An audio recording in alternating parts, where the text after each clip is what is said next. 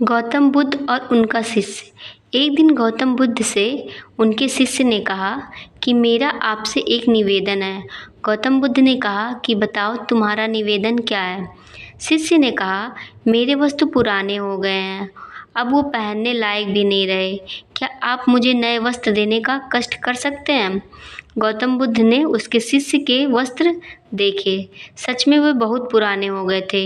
इसलिए बुद्ध ने एक अन्य शिष्य को आदेश दिया कि तुम इसे नए वस्त्र दिलवा दो। कुछ दिन बाद जब गौतम बुद्ध उस शिष्य से मिले तब उन्होंने उनसे पूछा कि क्या तुम्हें अब अपने नए वस्त्रों में आराम मिल रहा है, तुम्हें और कुछ तो नहीं चाहिए ना। तभी उस शिष्य ने कहा धन्यवाद प्रभु, मुझे अब इन वस्त्रों में बिल्कुल आराम मिल रहा है, मुझे और कुछ नहीं चाहिए।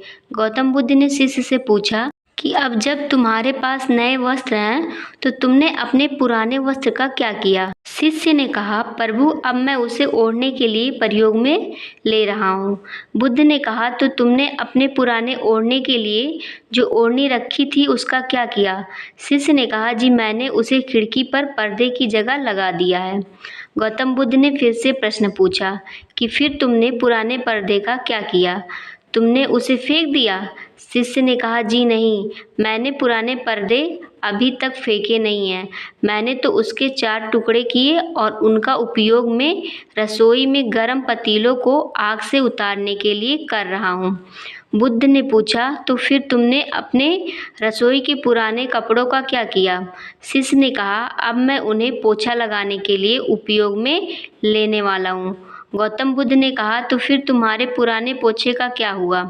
तब शिष्य ने कहा कि प्रभु मेरा पुराना पोछा अब उतना खराब हो गया था कि उसका कुछ नहीं हो सकता था, इसलिए मैंने उस पुराने पोछे का एक एक धागा अलग कर दिया और उसमें से दिए की बातियां तैयार कर ली और उन्हीं बातियों में से एक कल रात आपके कक्ष में प्रकाशित की थी।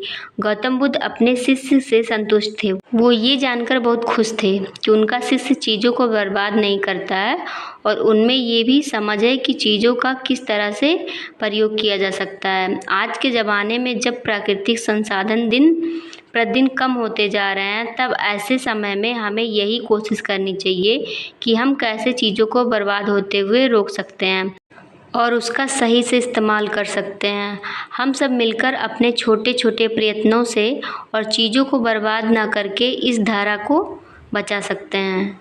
तो दोस्तों आपको वीडियो कैसी लगी, अच्छी लगी हो तो लाइक ज़रूर करिएगा और चैनल को भी सब्सक्राइब करिएगा। Thank you.